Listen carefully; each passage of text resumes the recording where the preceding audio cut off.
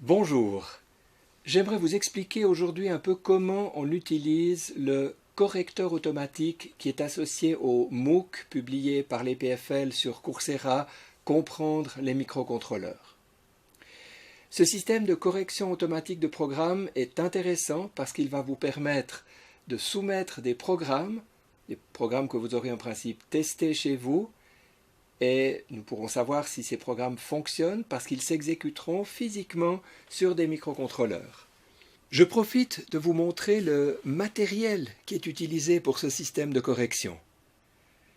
Relié à un ordinateur connecté au réseau, ce système contient deux microcontrôleurs, deux Launchpad MSP430.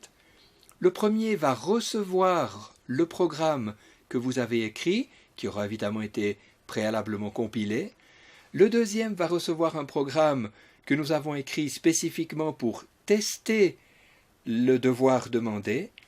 Ces deux systèmes vont interagir grâce au fil qui les relie et un résultat va pouvoir être transmis à l'ordinateur et au serveur de Coursera à la fin de l'évaluation. Je vais vous faire la démonstration dans l'environnement du MOOC microcontrôleur, mais cet environnement n'est pas encore tout à fait terminé. Nous sommes encore à quelques semaines du début de la seconde session de ce MOOC, mais vous vous familiariserez avec les différentes parties qui sont présentées dans ces onglets, les annonces que vous voyez ici qui changeront chaque semaine, les vidéos qui seront mises à votre disposition pour chaque semaine, toute une série de compléments du cours qui changeront aussi chaque semaine pour vous aider à progresser, à aller peut-être plus loin que ce qui a été donné dans les vidéos. Vous trouverez aussi des exercices libres que vous pourrez consulter, que vous pourrez tenter de résoudre, pour lesquels vous pourrez obtenir également des corrigés. Et puis alors, il reste encore bien sûr les évaluations. Les évaluations, c'est des questions qu'on va vous poser. Il faudra ici cliquer dans Attempt Quiz, c'est-à-dire accéder à l'interrogation. Et ensuite viendront effectivement les questions qui vous seront posées. Tout ça est relativement simple. Je ne pense pas que vous aurez de difficultés à utiliser ces pages de Coursera qui sont bien faites. Par contre, les devoirs de programmation nécessitent quelques explications que je souhaite donc vous donner aujourd'hui. Je vais maintenant cliquer dans l'onglet « Devoirs de programmation ». Il vient alors une page partiellement en anglais, partiellement en français, qu'il est un petit peu difficile de comprendre. Je vais essayer de l'agrandir. La première chose que vous aurez à regarder, c'est ces instructions. Elles vous donneront chaque semaine ce que vous aurez à faire. Ici, c'est les instructions provisoires pour la semaine numéro 1. Si vous voulez revenir en arrière, ici, vous pouvez utiliser le retour en arrière. Vous pouvez également choisir à nouveau les devoirs de programmation. Cette partie-là n'est pas très importante. Il y a quelques informations techniques pas non plus trop importante. Par contre, si vous allez un petit peu plus bas, vous allez trouver les devoirs, le ou les devoirs de la semaine. Dans plusieurs semaines, il y aura plusieurs devoirs différents qui vous sont soumis. Ici, pour la première semaine, il n'y a qu'un devoir et nous allons essayer de le soumettre, nous allons essayer de rendre le programme qui nous est demandé. Alors, il faut bien se concentrer sur cette ligne avec ces deux touches. La première qui est importante, c'est Submit, qui va vous permettre de soumettre votre programme. Celle qui s'appelle View nous permettra plus tard de voir l'état de notre soumission, plus exactement des soumissions que nous avons déjà faites, pour éventuellement voir le résultat du correcteur. Alors, je vais ici cliquer dans Submit et on va me demander le programme qui doit être soumis, le programme que vous avez écrit. Alors attention, il semble qu'il y a deux dialogues ici. Ce deuxième dialogue, cette deuxième soumission n'est pas utilisée dans le cadre de ce MOOC. C'est un dialogue qui est standard chez Coursera. Certains utilisent ce système, mais nous ne l'utilisons pas. Donc vous aurez seulement ici à sélectionner un fichier. Alors maintenant, je vais un petit peu m'interrompre parce qu'effectivement, vous aurez à écrire un programme durant les différentes semaines. La première semaine, ce sera extrêmement facile. Vous n'aurez qu'à copier un programme, mais je vais vous montrer comment vous pourrez le faire. Vous allez prendre le programme Arduino. Je signale que vous pouvez faire exactement la même chose avec l'environnement Energia du MSP 430. Vous allez choisir le menu File ici, puis aller dans Examples, puis dans Basics, puis dans Blink, et vous allez faire ainsi venir cet exemple du clignotement, l'exemple traditionnel Blink de l'Arduino. Voilà ce programme tel qu'il a été écrit comme exemple de l'utilisation de l'Arduino.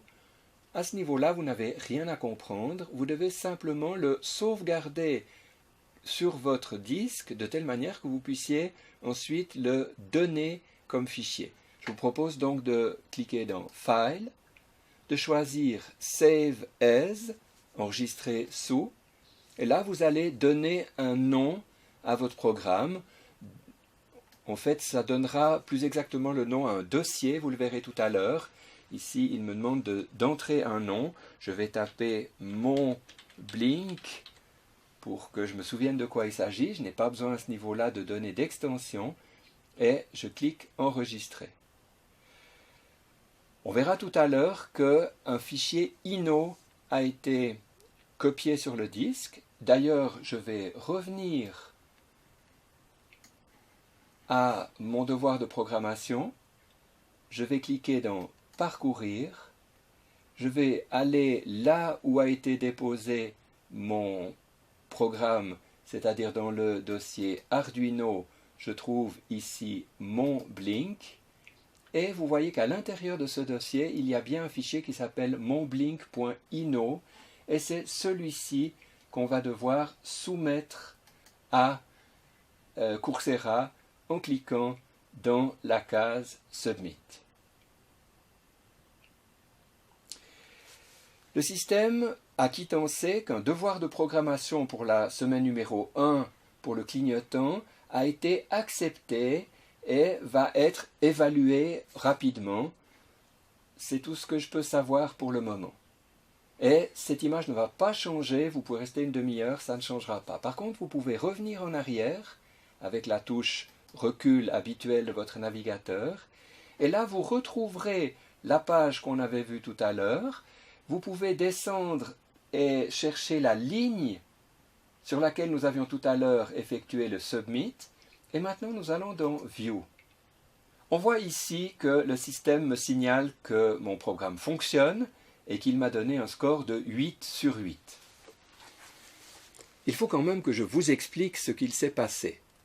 Le programme que nous avions mis sur notre disque dur, nous l'avons envoyé au serveur de Coursera. Physiquement, il a été déposé dans un serveur quelque part dans le monde, je ne saurais pas vous dire où il s'est trouvé.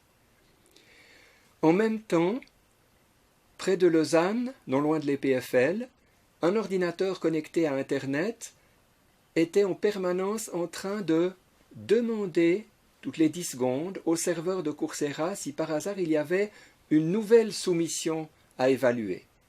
Et quand nous l'avons soumis, effectivement, cette soumission a été trouvée. C'est à ce moment-là que le programme a été compilé, tout d'abord, puis a été transmis à ce microcontrôleur, un microcontrôleur du même type. J'ai pris ici le même modèle de correcteur.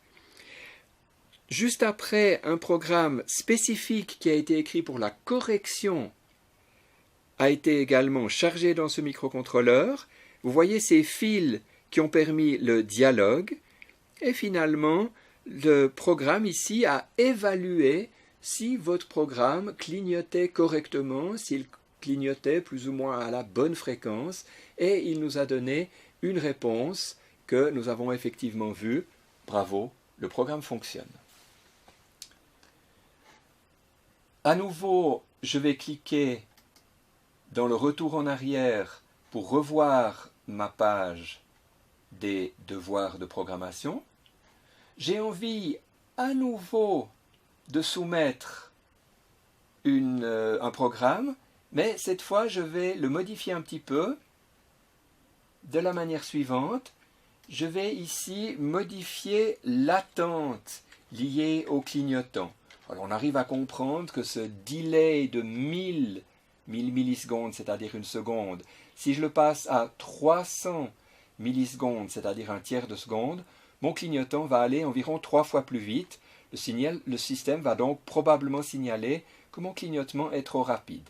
Alors je vais à nouveau faire File, Save As, et je vais cette fois l'appeler mon blink rapide pour avoir un autre programme. Et maintenant, je vais pouvoir revenir à ma soumission.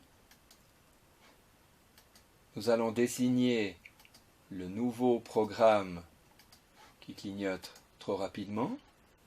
Nous allons le soumettre à Coursera. Là, nous allons essayer de voir le statut. Et on voit ici que le score n'est pas encore available, c'est-à-dire n'est pas encore disponible. Donc en fait, le correcteur est en train de travailler. Je vais attendre un petit moment. Je vais demander le rafraîchissement de ma page. Et je vois que maintenant, le programme m'a signalé, le programme fonctionne, mais le clignotement est un peu rapide. Et on signale que 1 Hz correspond à 1 cycle par seconde. Voilà, vous voyez que ce système de correction automatique fonctionne. Il va vous permettre de soumettre vos programmes et de voir le résultat. Soyez un petit peu indulgents, on espère que le système va bien fonctionner. Nous ferons en tout cas tout notre effort pour qu'il fonctionne à satisfaction. Et alors, dans les semaines qui vont suivre, vous aurez des vrais problèmes qui vous seront posés. Vous pourrez y travailler, vous pourrez soumettre vos solutions et nous espérons que vos programmes vont bien fonctionner.